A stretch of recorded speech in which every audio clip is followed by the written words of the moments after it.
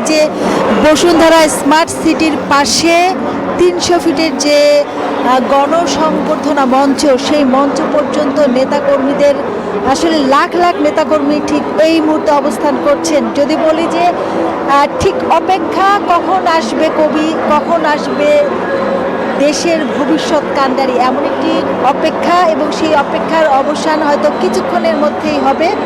ঠিক একবার চোখের দেখা দেখবার জন্য নেতাকে গতকাল রাত থেকে অপেক্ষা করছেন লাখ লাখ নেতা কর্মী। এখন এই মুহূর্তে অবস্থান করছেন 300 ফিটের আশেপাশে, এবং ঠিক আমি এই মুহূর্তে মূলত সেখানে মঞ্চ তৈরি করা হয়েছে, সেটা মূলত সংক্ষিপ্ত আকারে একটি মঞ্চ, যেখানে তিনি বক্তব্য রাখবেন।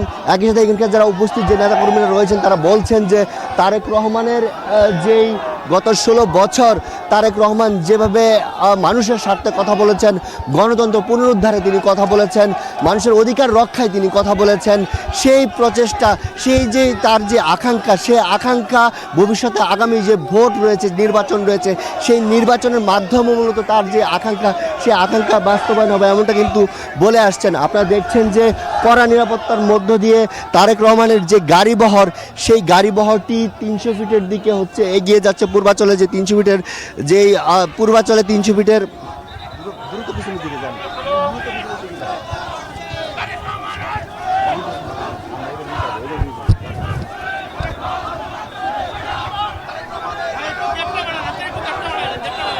আপনারা দেখছেন যে তারেক রহমানের যে গাড়িবহর, সেই গাড়িবহরটি কিন্তু ধীরে ধীরে 300 ফিটের দিকে কিন্তু এগিয়ে যাচ্ছে।